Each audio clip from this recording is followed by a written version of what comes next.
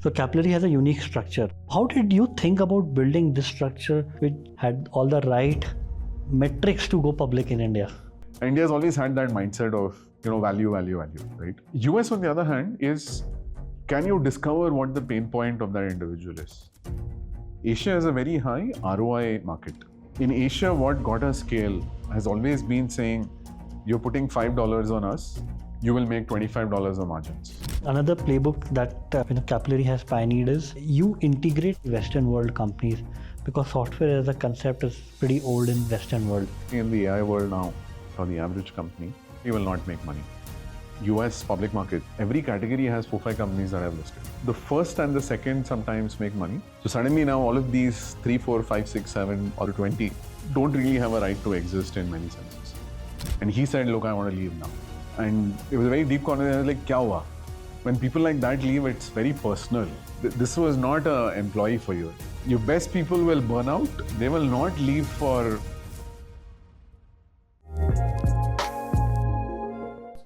Hi, this is Siddharth Aluwalia, your host at Neon Show and managing partner at Neon Fund, a fund that has invested in some of the best enterprise AI companies between US and India corridor like Atomic Work, CloudSec and SpotDraft. Today I have with me Aneesh Reddy, founder of Capillary. Anish, welcome to the Neon Show. Thanks for having me here today, Siddharth. Anish, I'm so glad to do this because I believe this is one of the first public recordings that you are doing after going public. Yeah, definitely from a founder standpoint, for sure. Yeah. So excited to dive deep into your journey at Capillary. You're also among the pioneers that said that, hey, so Capillary has a unique structure, right? There's a Singapore HQ, the India sub, and all the revenue gets accrued inside a Singapore sub, which is inside the India sub.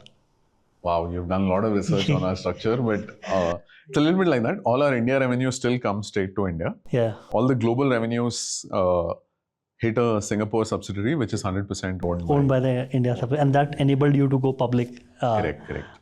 In India. So how did you think about building this structure, which is like a pure Indian ethos company, could go public in India, had all the right metrics to go public in India? Right. Yeah. So I'll be honest. When we started Capillary, we started it in Calcutta, in India. This was 2008-9. You come from Calcutta? No, actually, I was working in ITC at Calcutta at that point in time. KK, who's my co-founder, is from Calcutta. So kind of divine providence. We ended up in Cal. In 2012, when we were raising our first round of funding, we had by then opened a Singapore office, a Middle East office, and this was just before we raised the money. The problem would be wiring money out of India to even pay salaries for people was every month would be a song and dance. Yeah. Like you need all kinds of, and so we were a little frustrated with that. So basically what we realized was if you wanted to truly build an international business in 2012, you needed to have a setup outside India, right? So when we raised money from Sequoia Norwest, that was the time when we said, look, let's set up a subsidiary in Singapore and raise it into that. So traditionally, the business has always been that way, that the India business sits with the India entity. Most of the employees, although even globally servicing, end up sitting out of India, the tech teams in India, all of that. And revenue for international, Singapore is a beautiful country, right? Yeah. So very easy to, you want to invest in a UK, don't bother, you're making money somewhere, you can just move it out, like zero capital gains, all of that. So that structure worked out really, really well. So you went from an India incorporated to a Singapore incorporated HQ, with India as a subsidiary. And when we had to, like in 2021, when we decided that let's list, and when we flipped, the India entity went and brought out the business of the Singapore entity. Understood. So that way it, and we were just turning profitable in that year, in 2020, and Singapore doesn't have a capital gains tax, so the transaction was the flip is zero. The flip is very easy, unlike the US ones where it is very complicated. Like companies like Meesho and Razorpay paid a lot of flipping tax. Correct. We didn't have to thankfully go through that. Yeah. I do firmly believe that India will have many more listed product companies, kind of what happened with IT services in the last 20 years, right? Or there was the big 3-4 that listed early. You've had like the Persistents, the KPITs, the Coforges. That's all been a story of the last, I'd say, 15 years, right?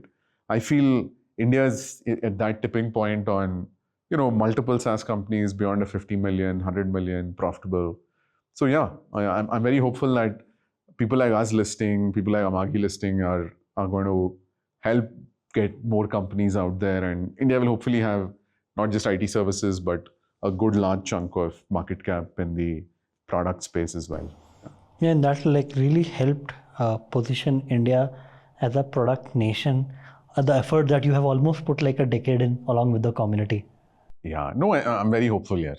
And you can start seeing that in multiple categories now. If you take us, if you pick the Forrester report, we are a global leader at what we do. If you pick Whatfix, they are, again, if you look at any independent analyst like a Forrester or a Gartner, etc., you will see that, Whatfix comes right at the top there. You pick a Zenoti on the SPA side. So or you pick a Amagi on the digital broadcasting side. So there are multiple companies now which are leaders in our specific product categories. And I feel those leaders will eventually get to like 10-15% market share globally, will hence have, can list and show a good growth rate and a good EBITDA delivery for many years to come. I think another playbook that Capillary has pioneered is, and I think now RateGain has also followed in footsteps, that you integrate external companies, specifically Western world companies, because software as a concept is pretty old in Western world. Correct. And companies have existed there for decades. So either the Western world concept is in US or primarily Europe, you either go big or go home. But software as a category, there is never one player wins it all. Absolutely. In B2B, you will always have a tail, right? And unfortunately, I feel, especially in the AI world now, that the average company, the average product or the average company, unfortunately, will not make money. Like if you look at any US public markets, right? Every category has 4-5 companies that have listed, right? The first and the second sometimes make money. The third, fourth, fifth, sixth don't make money.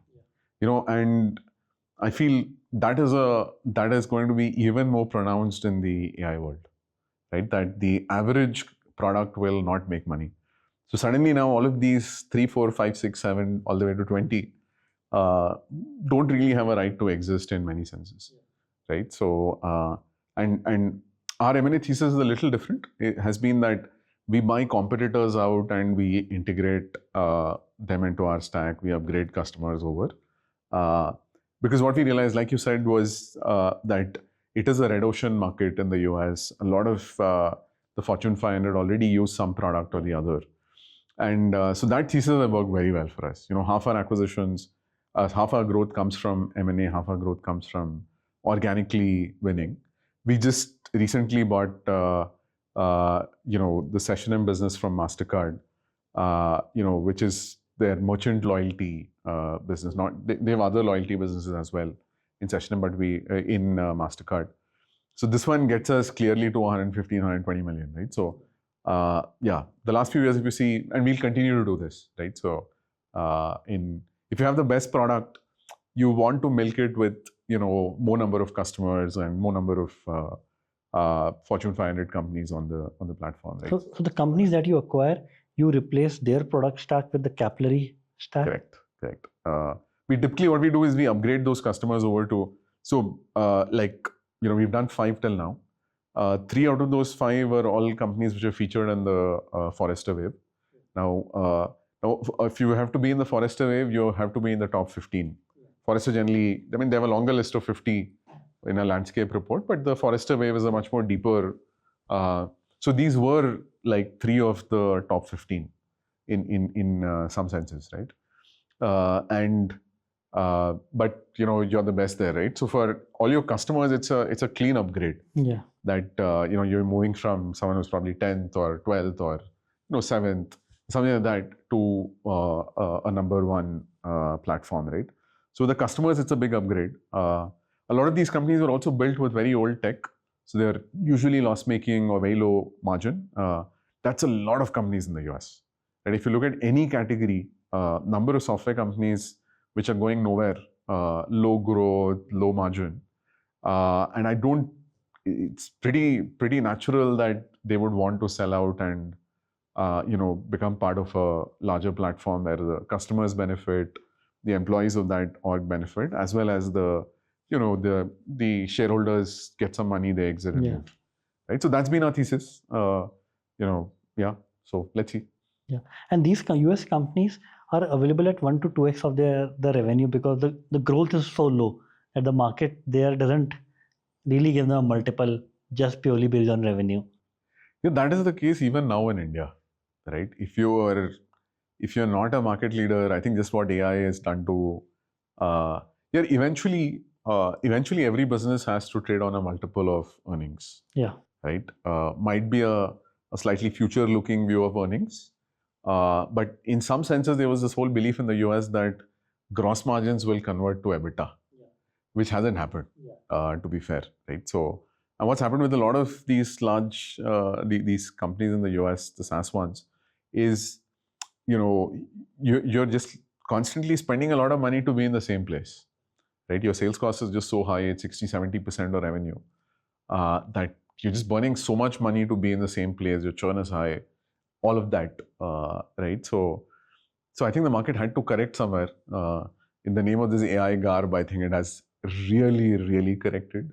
So so you're surprised that the quality of companies you're able to get in the US at 1 times to 2 times revenue, or half times to, I'd say, 2 times on the outside revenue, is not small, right? It's just incredible. Then probably, it's a tangential thought that a roll-up, if you raise 200 million in roll-ups in India and acquire 5 to 6 companies in the US, you would be able to acquire more than 200 million in revenue. Then possibly take this structure public in India. Why has not happened?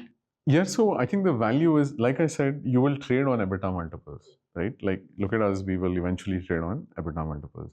So if I were just putting these 50 companies together, and let's say they were all these 4-5% margin businesses or no percent margin businesses, you will not get the value, right? Now what we are doing is essentially you're saying, okay, this is an also ran, it was a company which was great at some point in time or whatever, right?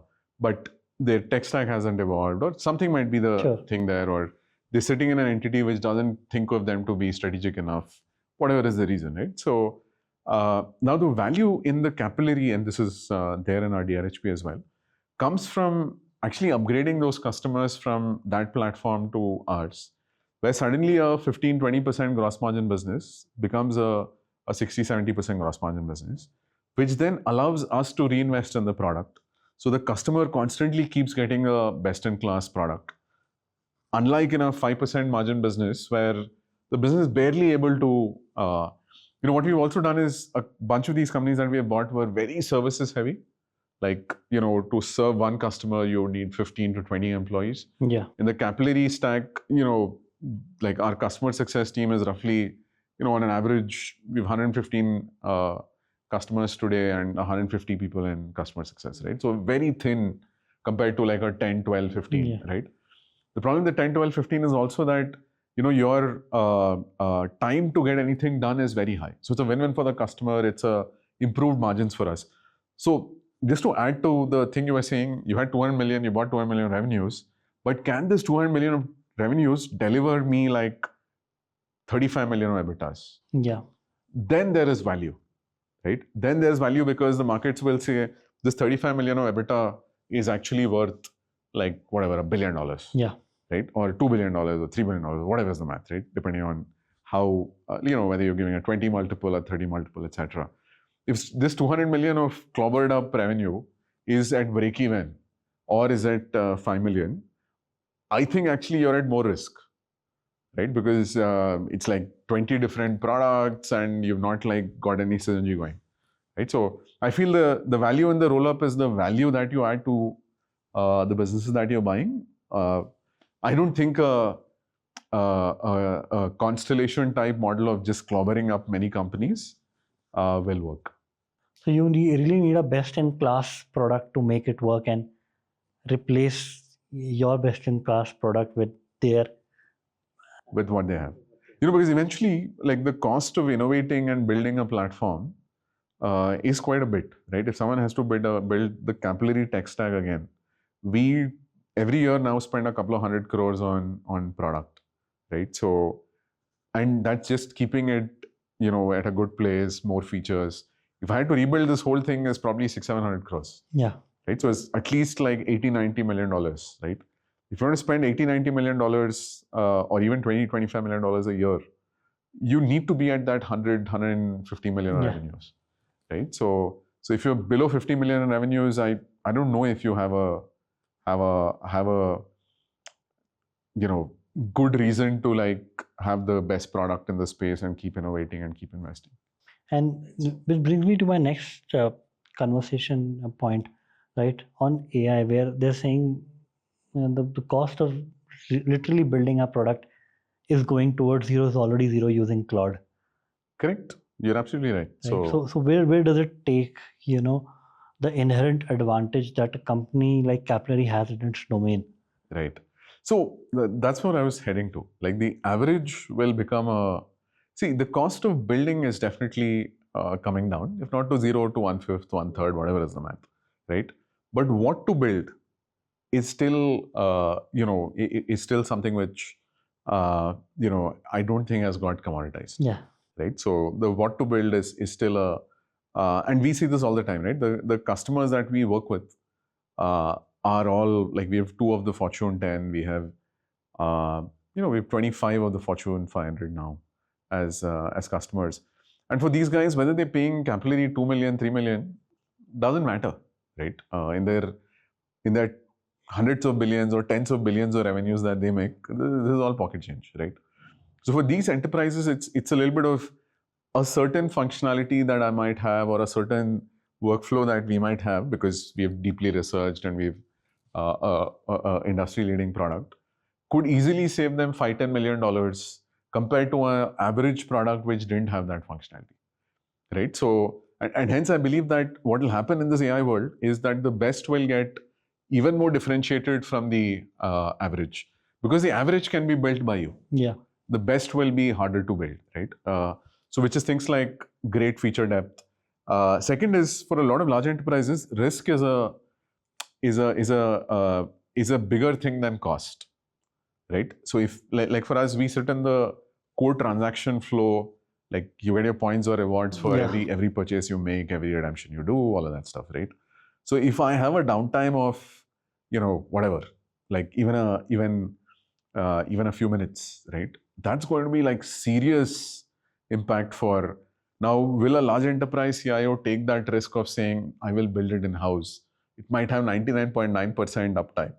That 0.1% of uptime is, I don't know, like a 20, 30, $50 million of revenue lost, right? So I feel some of those, so the best will get differentiated and will still kind of make the, which is why at least our view on AI has been that build more, right? Like build more products?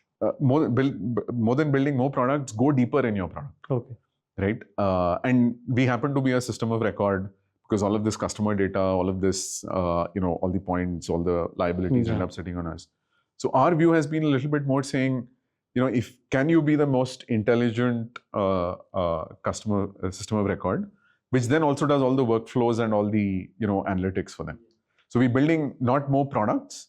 I kind of want to be that one software which, anyone who has a loyalty use case should use, right? So we are expanding into side areas. I'm not building new products in supply chain or new products in advertising or stuff, but we're saying, look, can we go sidewards on what we do a lot better? Understood.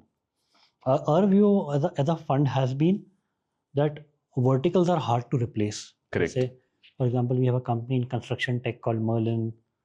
The founder belongs to construction background for the last 10 years. And thereby she has deep networks in the US region. She lives in LA.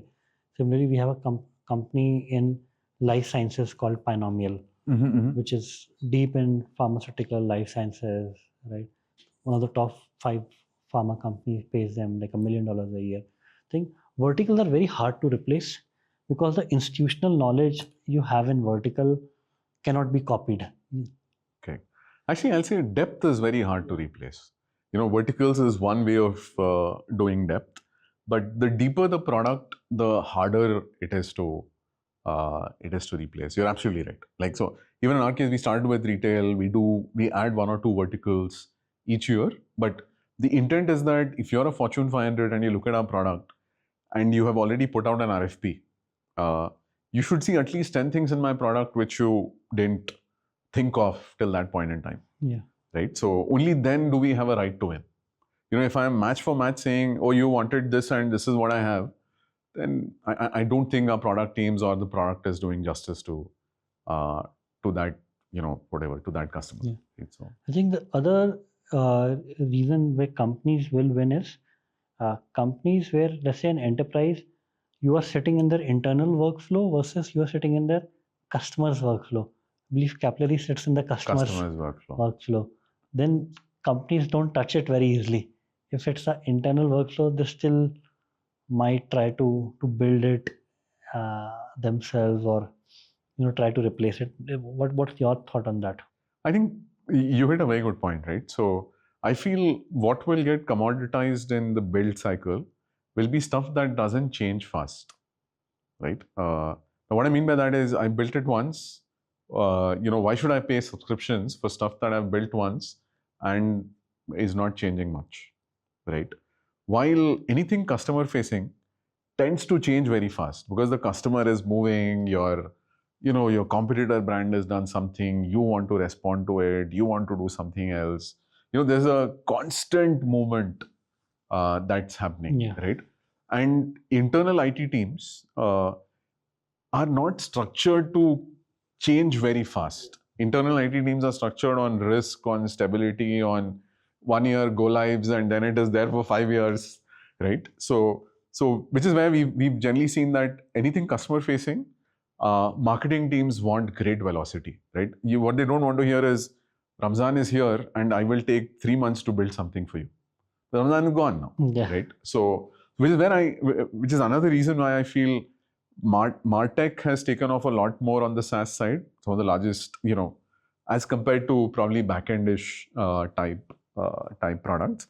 And I think that will continue to stay. If you talk to like a lot of the CIOs that we also work with, they're actually very happy with, giving this piece off because, they have a better product for marketing to use. They don't have to deal with this constant change that's happening on the marketing side, right? So I do agree with you that customer facing or fast changing products, I think will continue to earn the value of a subscription.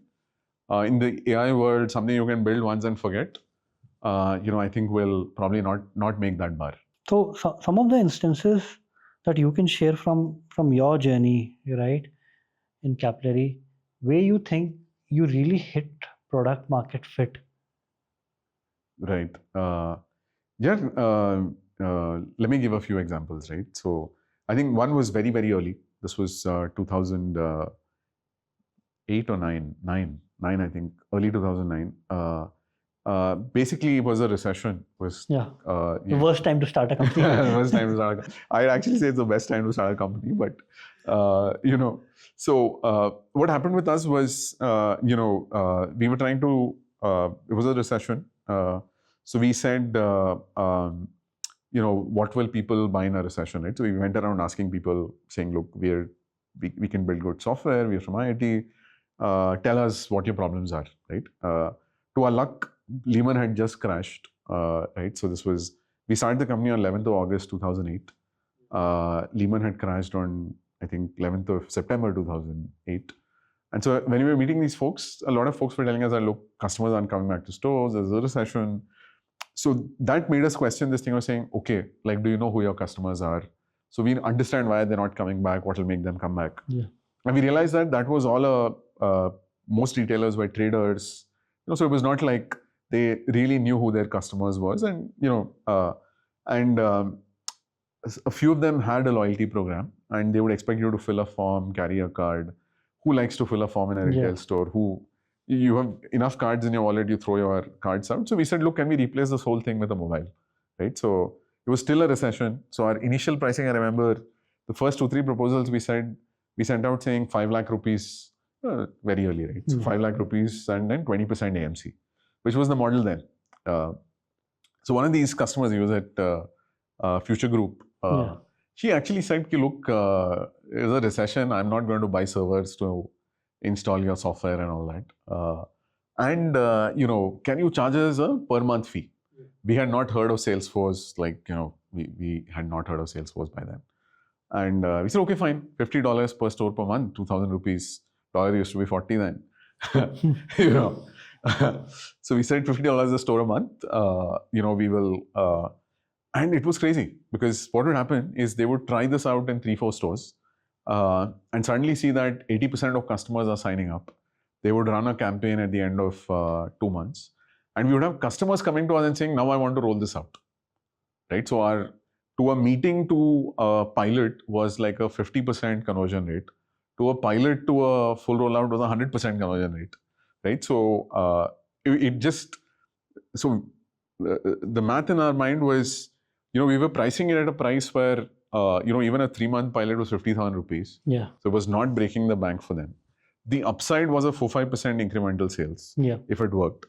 So it was a very affordable loss, which could deliver a pretty solid outcome, right? So, and that's kind of stayed with us for many years now. We now, unless we can clearly say what the ROI of that to a customer is, we don't want to get into that space as clearly, right? So recently, our AI stuff, I have not seen self-serve take off at a...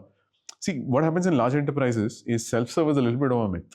Yeah. Because no senior guy in a large enterprise wants to learn a UI, right? No one wants to sit in a 2-hour training and learn a UI. So unfortunately, you get delegated out to an agency or to a system integrator or someone using your software on their behalf. Yeah. Like SAP maintenance. Yeah. Essentially, the enterprise doesn't want to use SAP themselves. So we have 2 million people here in India who are using SAP for these large enterprises. Right? Yeah. I mean, now with some of this AI stuff, I don't need to learn software anymore, right? It's a chat box. In plain English, what I would have told someone sitting on the other side of the email or other side of a call, I'm just telling that here, right? So our usage cohorts on the AI stuff, even though we work with large enterprise, is just been unbelievable, right? So the kind of I would say MVP we saw very early. We are now again seeing that because I don't need to teach anyone anything. It's simple, plain English. You're asking something and gets it done for you. Right? So, yeah. So this is product market fit, which you beautifully described. What are the things that worked for you when you put pedals on scale early on and during the journey? Right. So pedals on scale, I feel 2-3 things. Now, this is where I think it's interesting because the US thinks very differently from Asia, right? Asia is a very high ROI market, right? So in Asia, what got us scale has always been saying, you're putting $5 on us, you will make $25 of margins, or you will make $20 of margins, right? So it's always a try a pilot, show them that, look, their revenues grew, their margins grew, and hence, you're making a 5x ROI on margins, no brainer, you'll pay, right? India's always had that mindset of, value, right? US, on the other hand, is, can you discover what the pain point of that individual is, right? US is a very consultative sales model, right? So unless I have a pain point, even if you're coming to me and saying, you will make 3x the margins or 5x the margins of what you're paying me, mostly that customer will say, not in my AOP, I need to, whatever, right? It's like very different mindsets. Europe is also very, very similar. Unless it's in their AOP or it really solves a real pain point, you can be sure whatever your pricing is or whatever your value prop is, you will not make the cut. Yeah. Right? So in our head, it's always been like scaling for us on the sales side has always been saying, how good is your discovery? how well are you able to discover the pain point of the customer and the value that customer attributes to this pain point, right? If you do a good job, even a half decent job of that, you usually tend to win very well. And then of course another line of saying, why should you win? What is your right to win? Which is where I was saying the depth of product and, okay, you said you need these 15 things, but by the way, you also need these 5, right? Showing them that some of those has helped, right? So that's from a sales standpoint. When you meant scale, were you talking also people and everything else, or was it mostly on the revenue scale? Revenue scale is this, right? So large enterprise, I feel the things you have to solve for is great discovery, really understanding pain points and what value you can deliver. Second is the whole risk versus referenceability curve, right? If you're a large enterprise, you can get fired for taking a wrong decision. SMB, no, because the guy is taking his own decision, so it's very different, right? So you have to answer this risk versus referenceability thing very well, which is why the foresters become important, which is why the best of the products keep making more, right? So in our case, this risk versus referenceability when we opened US was really saying we want the best of the analysts to really say we have the best product, which is we spend a lot of time taking feedback from analysts because they also meet a lot of customers. They have a good ringside view of what our customers looking for. Our roadmaps are actually quite influenced by what we hear from analysts. Because truth be told, they are also meeting 50 customers, so they have a good view, right? So the second thing was more than 55-60% of our revenue today is partner or analyst influenced. Because as Capillary, we are not a big brand, right? But each of these large enterprises has a partner that they really respect, right? So you're again reducing risk and increasing referenceability by going through a partner, right? So some of those have been good ways in. So what is the geographical distribution of the revenue today? Like how much percentage comes from US, Europe, Asia, rest of the world? Yeah, so today about 55% of revenue comes from the US, about 17-18 comes from Europe, 26 something comes from Asia. So that's been the split. And you have had a very interesting journey to the US, right? Initially, you went to the US and had to come back with 4 months of runway and left. And then you built your internal system, scaled here, and then went back again. So can you tell us to share the journey of, because for Indian founders building global software, US is the ultimate destination. And it's never easy. Like nobody can crack it in the first go. Correct. So yeah, in our case, like I said, we did very well in Asia, 2008 to 2012. And our sales model was a very ROI sales model, what I described to you, right? So in 2012 and 2013 early is when we opened US the first time.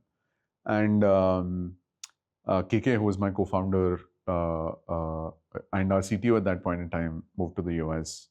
So the first myth I want to burst is this: a founder moving to the US means you will get success. It doesn't happen, right? So, we took our sales model from here, this very ROI heavy, pilot heavy sales model, and tried to force it in the US. Fell flat, right? So we spent like $4-5-6 million in the US, and we got to a $50,000 ARR, right? So, and back then, 5-6 million was a lot of money. Yeah. Today it is not, but back then it was genuinely a lot of money, right? So, I thought what broke for us really was what we needed was a very consultative sales model in the US. The US is also a country where people really like very good products. They're willing to pay value for a good, deep product. And at that point in time, we weren't, our product wasn't as great, right?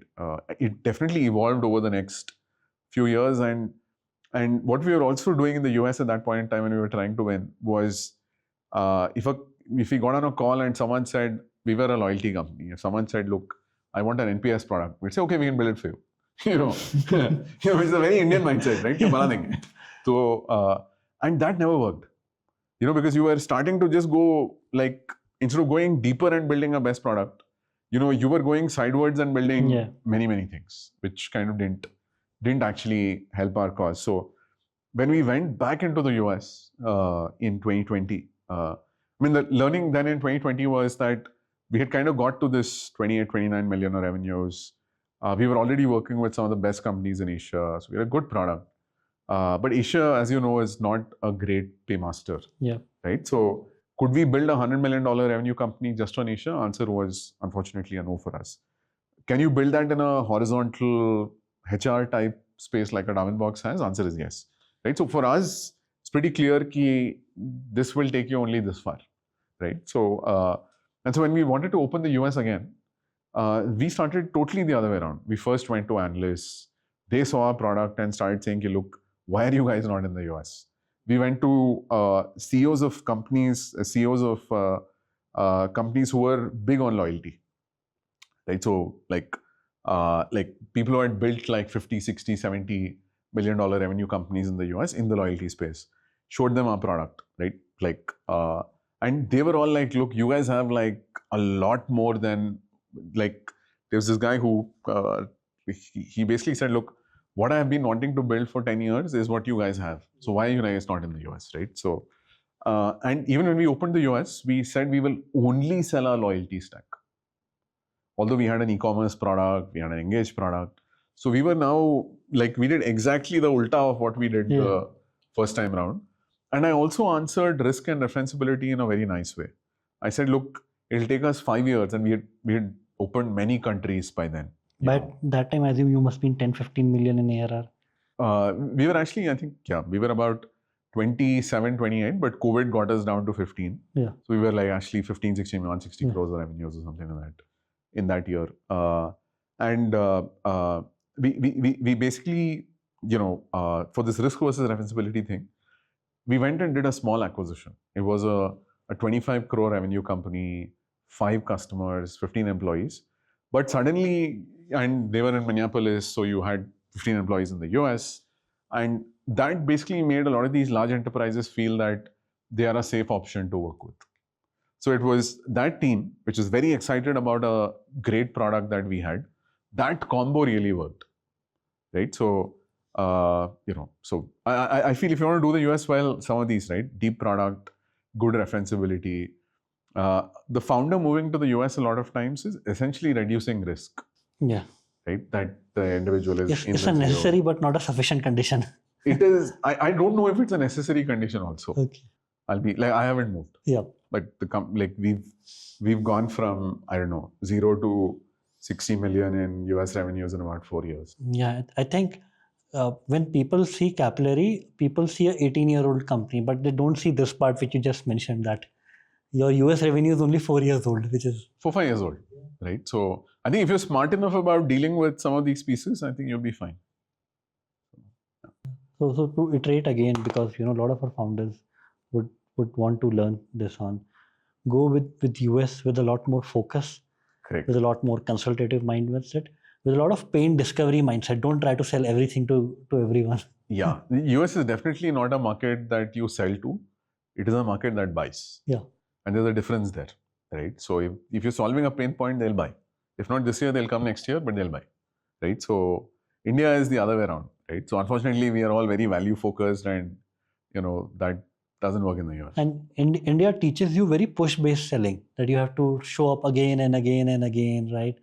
But even in the US, you'll have to show up again and again and again in a nice way. Yeah. But not just screaming ROI. Yeah. Right? Like, you have to show up again and again saying, look, this is a pain point, I will solve it for you. Yeah, but through more brand mechanisms rather than push-based mechanism, by being at conferences. Which is absolutely true. Like, all our lead funnel now is either inbound or partner-led. Yeah. I've rarely seen like pure outbound work in the US. So it's just while in Asia you see a lot of outbound work pretty nicely. And can you describe this more like in nuanced detail? Yeah, so outbound is what? You do a gazillion emails, you do a gazillion, you have a inside sales rep sitting and calling. Yeah. Right? I haven't seen that. That works very well for us even now in Asia, but I have not seen that work for us in the US.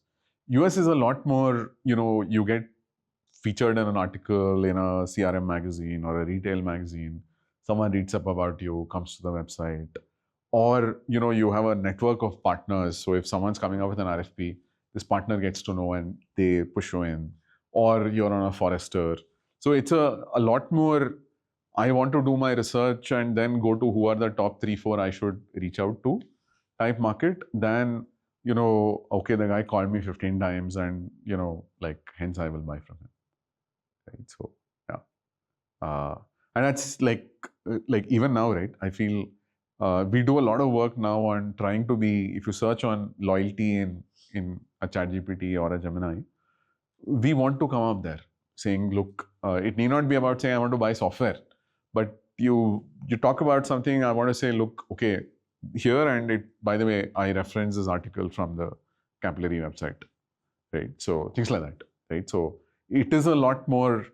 US is definitely a lot more of an inbound led play for us, at least, than just outbound. Got it.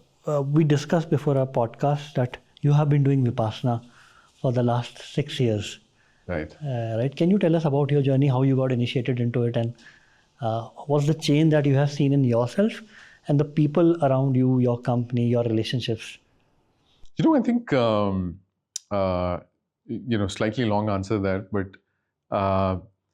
I think by the time I went for my first Vipassana, it was already 12 years at Capillary. I think what happens as a founder is, when the going is good, it's all good. But when the going starts getting tough, at least I had this thing that I was blaming myself for a lot of stuff that had happened. And there's always this voice in your head which is critiquing what you do, right? I mean, you speak more to yourselves than you speak to anyone else. Yeah. Like by a margin. And when that voice in your head is constantly critiquing you and saying, hey, you're whatever, you weren't good on this, or this was a bad decision, you blew so much money up, you should have done this better, and it just got to a very noisy place in my head. And I turned 35 in 2019, and a bunch of us school friends, like really school friends as in from nursery together, right? And I'm very lucky to have lots of good friends in life. But 8 of us actually went to Goa to celebrate our 35th, and we were all sitting in a group together, and we were talking about what life's done to us over the various years. And when it was my turn, I somewhere said that, look, I think life's all downhill from here, right? And everyone else in the group was a little shocked. He was like, what's this guy saying? Like, he runs a good startup, he's done well in life. And one of my friends there, he happens to be a VC actually. He said, look, I think you're really, like, your mind is playing funny tricks with you. You should try this Vipassana thing up. And he had done a Vipassana about 2-3 years before. And at that point in time, this is obviously a gang I really trust and I'm very vulnerable with. And I said, okay, perfect. This was December. So Jan and I went for a Vipassana. And there was just a lot of guilt in my head on, like Capillary doing well and then going through a lot of issues. And, it was just, I think I was just criticizing myself a little too much. And it was a 10-day Vipassana, Feb 1st to Feb 12th. And when I got out of the Vipassana, when the 10 days ended, I felt like I was like 15 years younger. Because, all these critiquing voices in my head, all the angst I had, all the anxiety I had on stuff kind of evaporated out like very, very nicely. Right? It just felt like I was again out of IIT and, had all the raw energy to do stuff. And it's been 6 years, and the last COVID came in the middle and we were a retail tech play. It's really, really, really helped me. Right? So, like, the company has also done phenomenally well in the last 4-5 years. I'd say by the end of 2020, we were almost written off. And then we really reinvented ourselves to have a pretty meaningful last 4-5 years as well.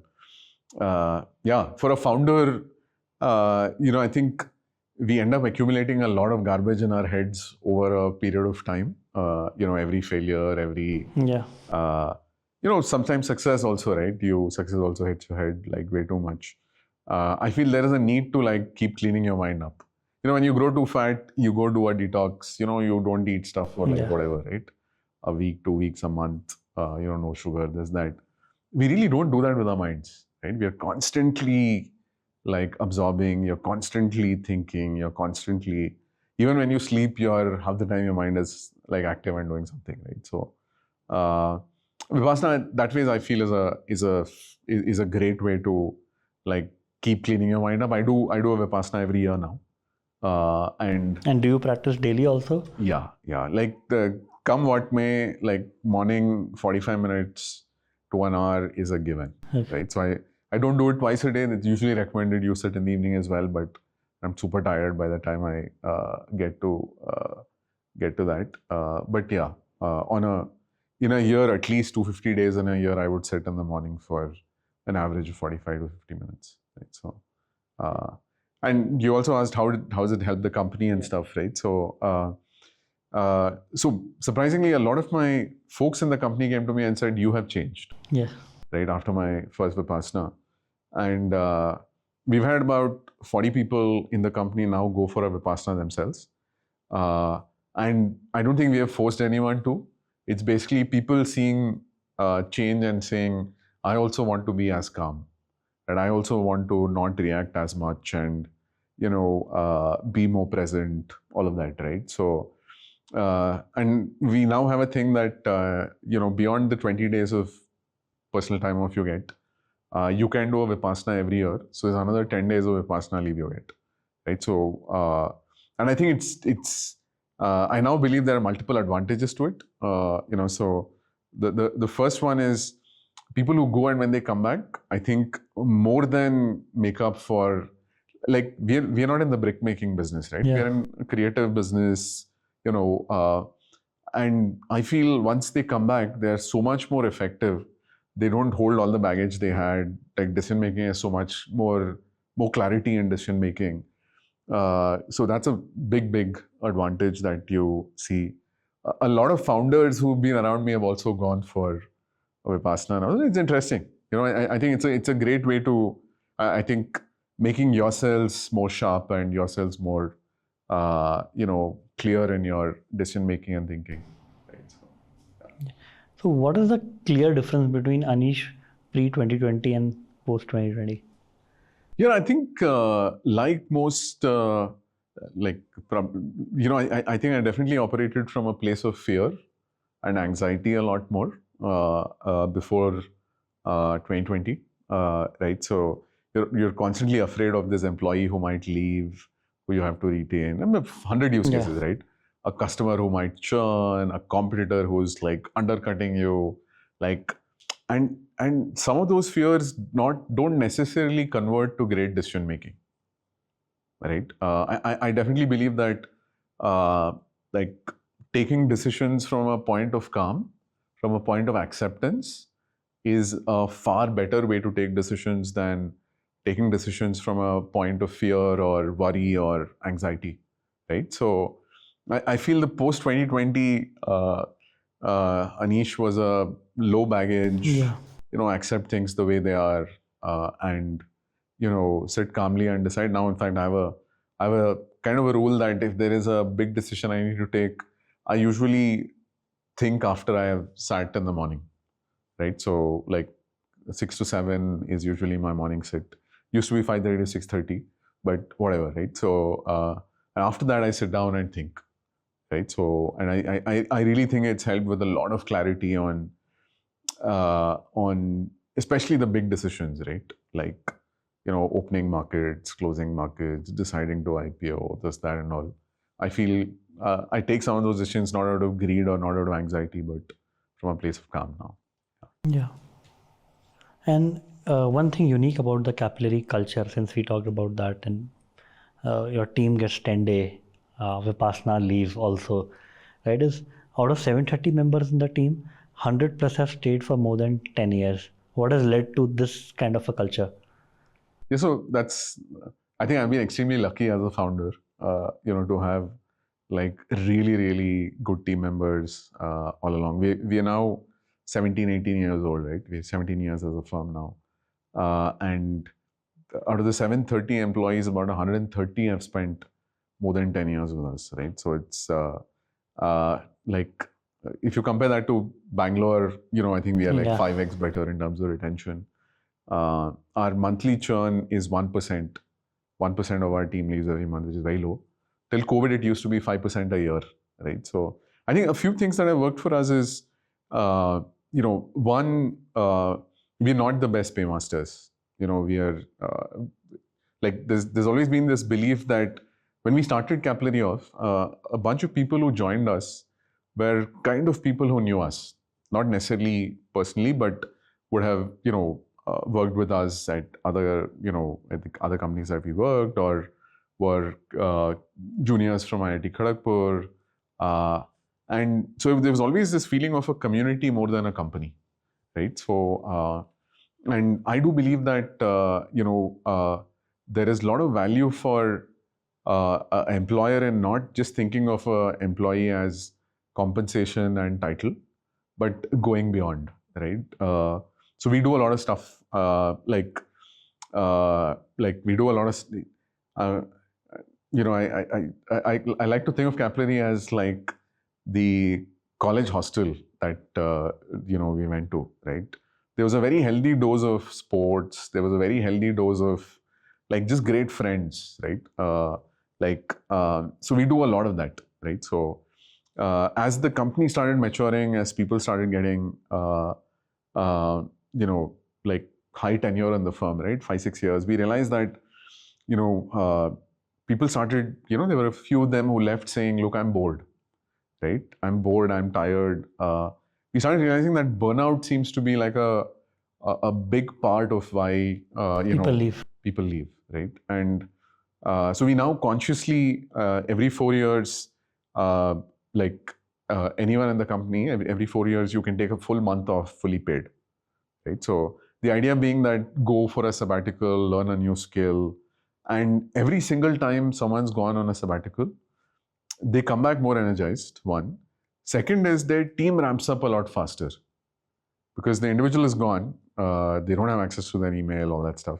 So the team below them actually moves up. Yeah. Right? So multiple benefits. Now what happens is when this individual comes back, now they have bandwidth to take a new role, they have bandwidth to rotate, right?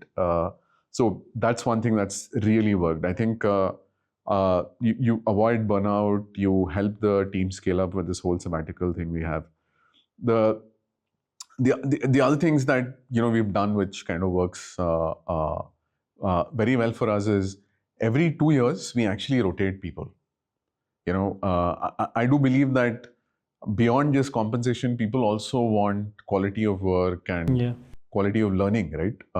And thankfully, if you're a high learning mindset individual, that's more valuable to you than, are you really making the most money, right? And I also believe that beyond a certain value, right, money doesn't have much meaning, right? So that value, that might be 5 crores, 10 crores, 15 crores, something. Beyond that, money is just like a number somewhere. It doesn't significantly improve the quality of your life. Yeah. And if you think about it, you spend more time working than actually at home or sleeping or any of that stuff, right? So I think we've tried to solve for that equation of saying, look, quality of work, more learning, more new roles, and taking care of you, not as an employee, but more as a well-rounded individual. I think these 4 have really worked for us. And that's what has led to people sticking. Yeah. And you'll be surprised, we are not the best paymasters. Our pay is, I would say, at least 15-20% lower than what the market is. The best companies in your space offer. Yeah, I'd say actually 25%. And we now have data to prove that. So unless you, usually when people leave us, they get a 80-90% hike. 80 to 90%. I mean, we would measure this very religiously, that what is the pay parity that allows, allows us to do some of this. And, if usually there's a 30% comp difference, people don't leave in Capillary. It's usually a 70-80 which gets. So that's quite a lot of difference. Yeah. And what are the companies that Capillary alums have started? Yeah, we've had a ton of, I think we've had like 50 plus companies. I don't know, probably more actually. I like very, very, I think it was 2012 or 2011 when one of our very early employees went and started up. And we were extremely pissed, right? Both KK and I were very pissed. This is Shubh actually. Shubh is one of the co-founders at NPL. And he was a second employee, right? So when he started off, we were like extremely, ye kya chal raha hai, right? So, and to our bad luck or to his luck, when he said he'll start, a couple of good folks also said we will also join him. That's what you were pissed about, right? No. I mean, it was also a little bit that, look, why is he starting up, Yeah. right? I mean, it was, and then within a few weeks, I think we kind of made peace that if you have good people, they will obviously want to go and start, right? So since then, at least our view, at least my personal view has changed to saying, it's okay. I mean, if you have good people, let them go do. So sometime after those 6 months, we went and said, look, we want to see 100 startups coming out of Capillary over the next, 10, 15 years, right? So we've had very good ones come out. We've had, MPL, Shubh's, there was File, there's Gameberry Labs, there's Nectar, there's Facets, there's quite a few now. There's quite a few startups that are out of Capillary now. And what I learned from Facets, Neon being an investor, first check in Facets, is that like you can really build stuff inside Capillary which is not, it cannot or should not be useful for the business just because, and the company was really incubated inside Capillary. Yeah, the Facet story is a very unique one, right? So they had built a DevOps platform for us to do multiple things, improve our uptimes, reduce our AWS costs, like auto scaling, all of that. And when Prabhu walked up saying, look, I want to kind of spin this out, we said, fine. So, and the culture has always been, since that 2012 incident, has been a little bit saying, if you want to start up, go ahead, start up. We've had multiple cases where, a third of our hiring comes from people joining us back. So it's not just that we have a low attrition, but even a lot of them come and join back. So in many cases, we've also had founders who have left the company, didn't work out, came back. Some of that whole cycle has also played out very nicely. Yeah. Then the other thing as a CEO is, how do you beat the narrative of or counter the narrative that the best of the SaaS stocks are down because Claude did something? Right. Yeah, so a few things. Look, I think, is all the fear wrong? Answer is no, right? There is crazy disruption that's happening now. You can very well see that what was probably what a 7-8 member engineering team could do, or a pod of 7-8 devs could do, can now be done by 3-4, right? So the disruption is real, right? And after, 17-18 years, I've started to build stuff myself again. Oh, really? I mean, I not into the core product. I built small applications for myself. We spoke of Vipassana, right? So I built an application now where, if I'm smiling, like my way of being aware is if I have a smile on my face, it means that I'm aware, right? Because I try to keep a smile on my face as a. So I have an application now where on my Mac where anytime it sees me not smiling, I have a smiley which goes red. And this is a always-on application? This is an always-on application. So whether I'm taking emails or whether I'm like on a video call, so it's constantly telling me that, hey, you have to be aware now. And what tool did you use to build it? I built it on, I've actually tried both now, right? So I built it on Gemini initially. Then I built it on Claude to see which one's better. It's on Xcode, so it basically uses the Apple, visual framework and all that stuff. But, and look, there is a real change, right? Like people like me who last wrote code in MATLAB in 2008, not even 2008, 2006, are now can build stuff, right? So it is so the fear is real, right? Now, unfortunately, what's happened is I think markets have painted everything in one paintbrush. Yeah. Right, in one flat paintbrush of saying all software is going to die. I don't think that'll happen. So at least we have the framework in my head is, are you a system of record? Are you a system of engagement or workflow? Or are you a system of intelligence? I think the system of records will still stay. Like AI or no AI, your bank ledger will still be a bank ledger. Yeah. You still need a 100% auditable, 100% accurate platform to deliver it, right? So if you're not a system of record, start moving towards a system of record very quickly. Because I think AI will replace workflows. AI will replace all of that. Intelligence, like we have some beautiful bots now which can do the work of an analyst, like sitting in a agency outside, right? So I think I believe the markets are also hopefully starting to get smarter. That instead of painting everything on one paintbrush, what kind of a software are you? Is it a seat-based pricing? Do you serve SMBs or enterprises? Will you benefit in a agentic commerce world, right? Some of those are questions that I didn't hear 3-4 months ago, which I'm starting to hear from investors now.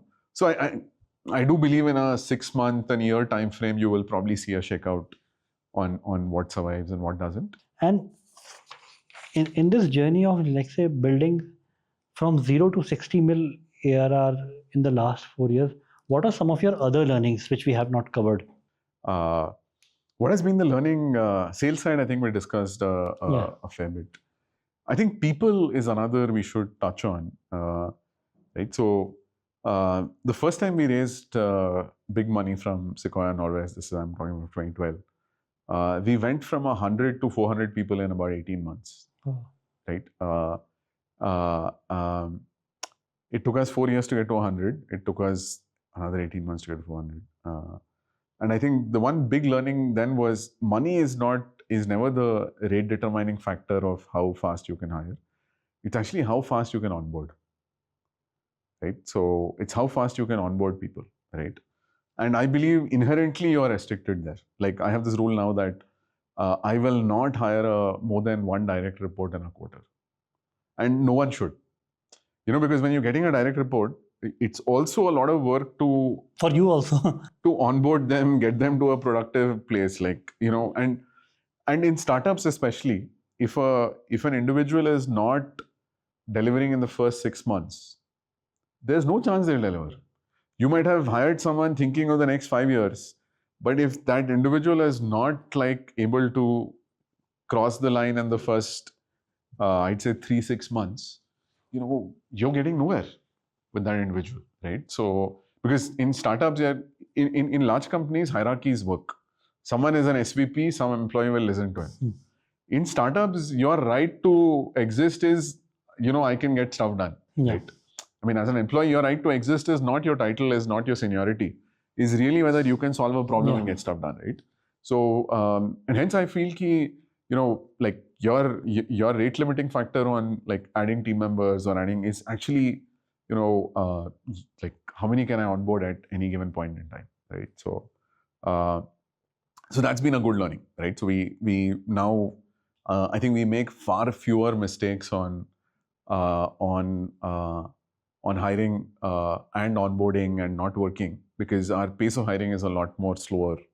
The second thing I would say is, people from big brands will work for you if they have solved similar problems in their life as the problems you are trying to solve now are. So the way we hire has changed significantly over the last, I would say, 7, 8, 9 years. Today, if I want to hire someone in a senior role, we actually go to them saying, look, this is my problem statement. Here are the problems that I am struggling with right now, right?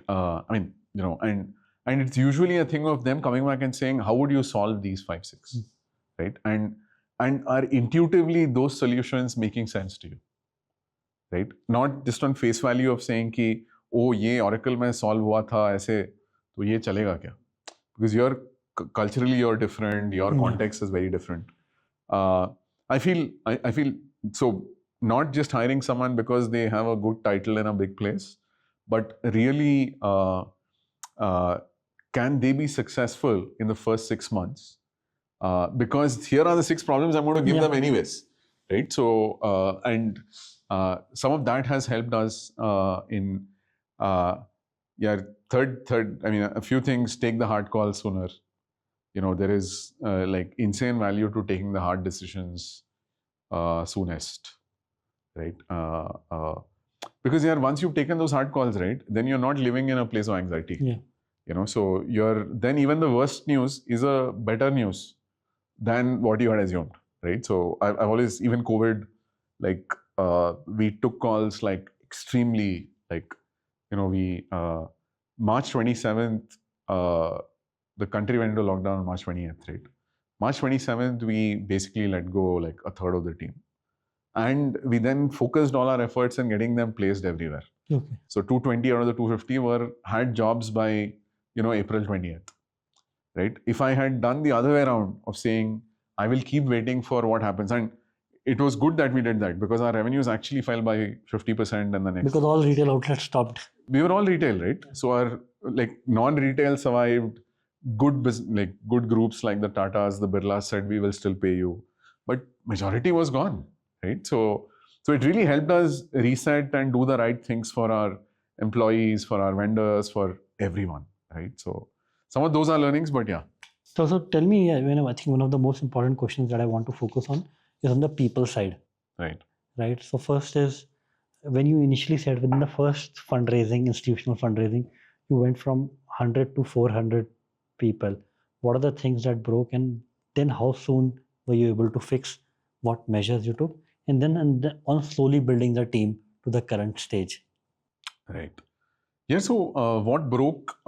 Many things. It was a colossal mess up, and at multiple levels, right? So first is, I do believe that if you're getting someone new into the business, micromanage for the first 3-6 months, because context is the thing in a startup, right? Because your documentation is not great, your processes are not great, etc., etc. Right? So now what would happen here was, we would hire someone. I would keep traveling around the world, for meeting customers, and all.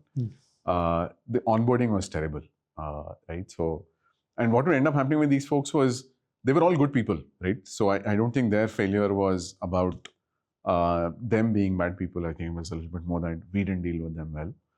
They would come now. They would, like any good person who comes in, will obviously want to hire 5 more people who think like them.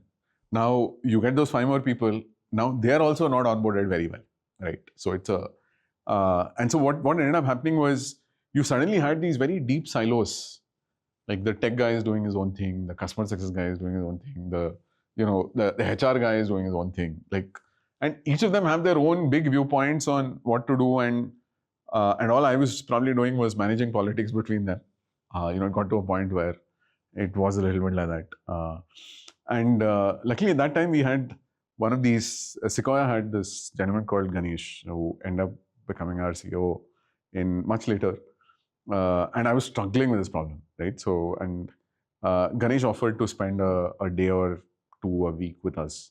And he did this very small thing. He went into, he said, who are the top 30-40 people in the company who really get stuff done? So I gave him the list. He went, met each of them, and he would ask each person that, who are the top 5 people in the company who get stuff done, right? And when that came back as analysis to me, basically what came out was, it was the older guys who were really pushing, getting stuff done. None of the newer leadership I had got, the new 300 people, featured in that 5. Not the new 300. I'm saying even the leadership team and the next to them. Right? So it was a very clear. You could make out ki yaar, ye to, like the value add is very questionable, right? And the politics is very high. And were these people enough tenured in the company to make an impact, or this was a couple of years in, right? 18 months into the so reasonable tenure, if you ask me. And deep down, even you knew ki this hasn't worked out, right? It's just that you were waiting for some data point to show up and take a call, right? So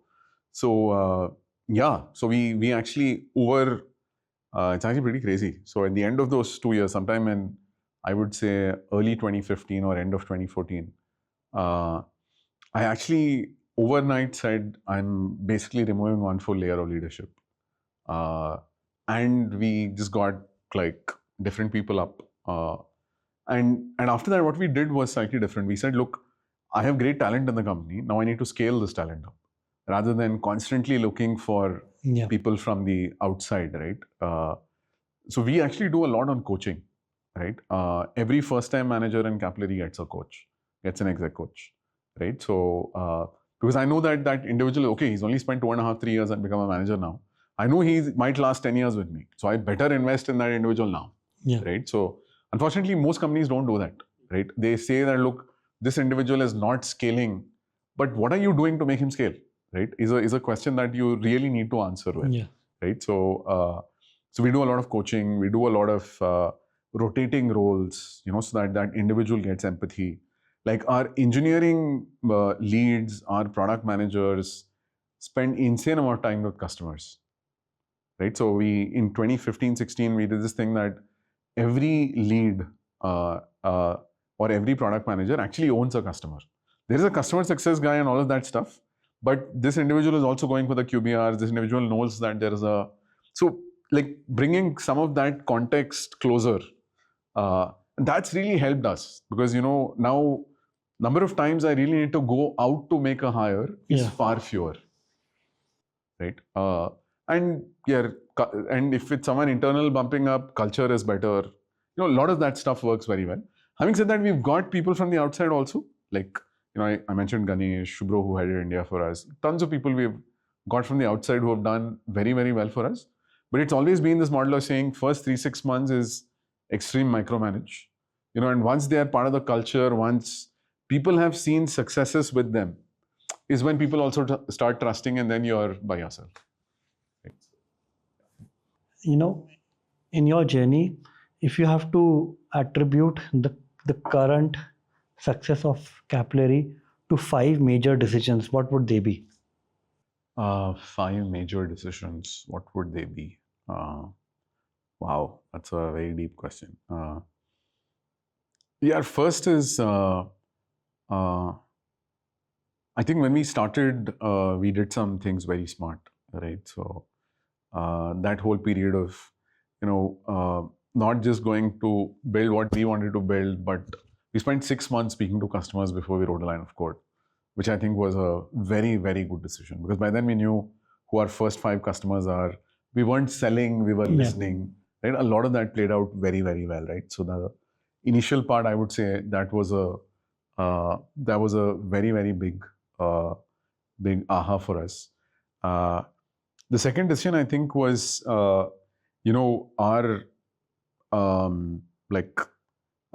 ability to show value, like quick value delivery, right? That in 3 months I can show you value, meant that not only did our India customers roll very fast, like customers like a Puma, customers like them, actually took us international as well. It's very funny. Our international journey didn't start with us wanting to go international. Started with our customers saying, what you solve for us in India, can you solve for me in Singapore and Dubai? Puma India took you to Puma US? Took us to Puma Singapore, and then of course, once we had some referenceable customers in each of these markets, those markets grew by themselves, right? So this whole quick unlock of value and being able to show that, I think, was a definite big tick, I'd say.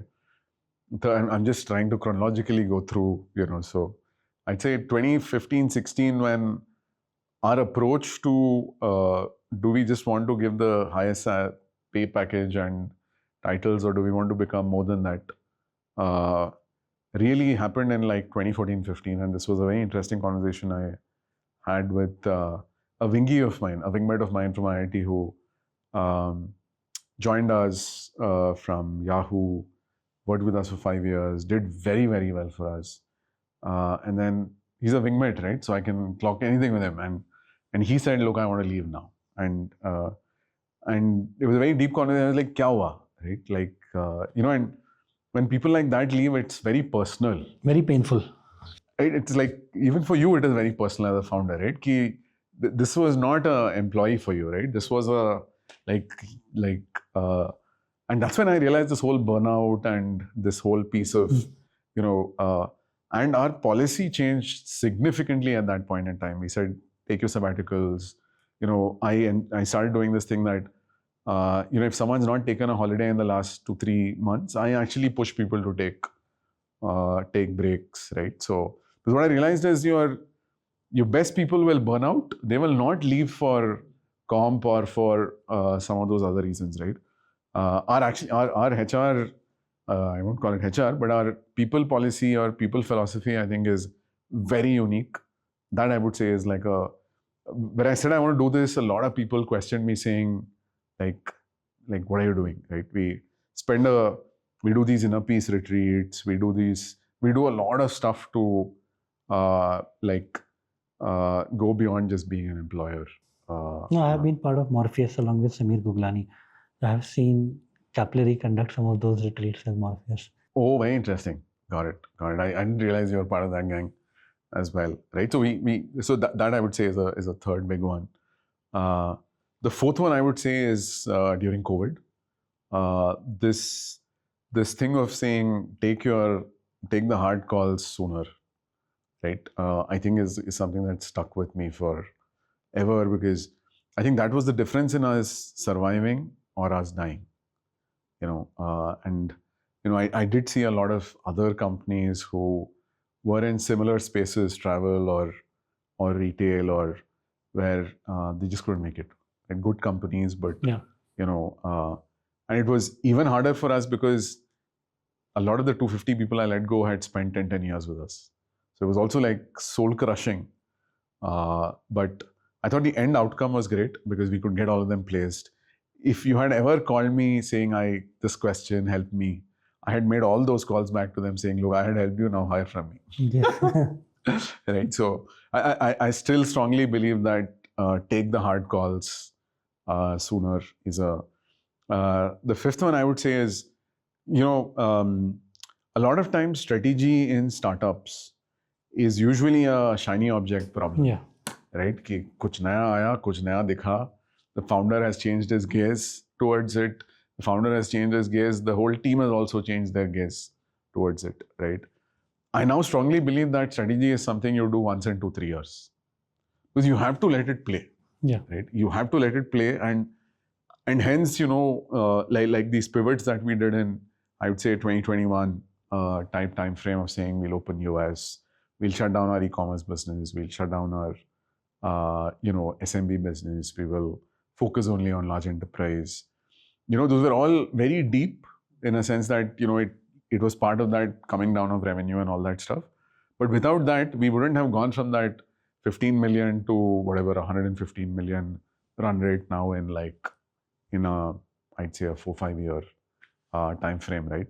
If we were carrying all that baggage, I hence feel here, do your extremely deep work on, if you on deciding to what you want to focus on, right? Like the 2020 Capillary was, we did 7 things. We were great at one. We were also answered many, and we were doing some 27-28 million of revenues. Today, the businesses, we do only one thing, but we are the best at the world at it. Now, that took a lot of soul searching to shut things, focus on a few things. But I think that really, really worked, right? We had Psyche at X to 10X help us with coming up with this. But yeah, that I think was that year of deep work and then taking all the hard calls really worked for us. So yeah, 5. I think I got to 5. Yeah, thanks. No, thank you so much, Aneesh. Loved this conversation. Would want to do part 2 sometime later. Sure. For this. Anytime. But I think for our audience, I'll tell you some anecdotes. I was in a board meeting at CloudSec, right? The company had just crossed, let's say, double-digit million in ARR. And then, founder Rahul shared a slide with, and I was not supposed to be part of that board meeting. I was traveling at that time, but I came. He shared a slide where we had the podcast with Ravi from Moinge. He said, this is the playbook that they are going to adopt Very what they nice. learned from our podcast. So I wish to make this conversation similar for other No, happy to founders. be of help. We've been very lucky to have great people, pick our calls, help us through our journeys. So happy to pay it forward. Thank you so much. It's been a pleasure hosting you today on the podcast. Thanks so much. Thanks a lot.